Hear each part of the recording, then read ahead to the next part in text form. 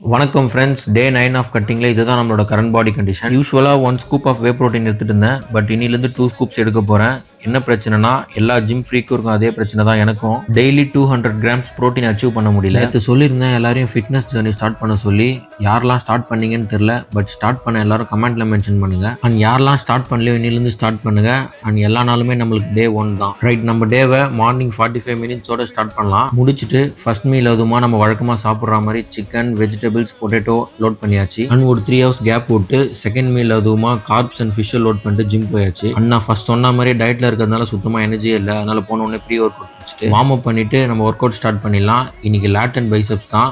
லேட்டுக்கு ஒரு 6 variation and பைசப்ஸ்க்கு ஒரு 4 variation, அதையும் போட்டு முடிச்சாச்சு. ஒர்க் அவுட் முடிச்சுட்டு ஃப்ரெண்டு கார் வாட்டர் வாஷ் பண்ணணும்னு சொன்னால், அதோட காரை வாட்டர் வாஷ் ஷாப்புக்கு எடுத்துகிட்டு போனால் ஈவினிங் ஆச்சுன்னு சொல்லிட்டு வாட்டர் வாஷ் கடை க்ளோஸ். ஸோ அதோட நாளைக்கு மார்னிங் வர சொல்லிட்டாங்க. டே முடிஞ்சு. ஃபாலோவர்ஸ் யாராச்சும் புதுசாக வீடியோ பார்த்தீங்கன்னா சேனலை மறக்காமல் சப்ஸ்கிரைப் பண்ணிக்கோங்க. நெக்ஸ்ட் வீடியோவில் பார்க்கலாம். நன்றி.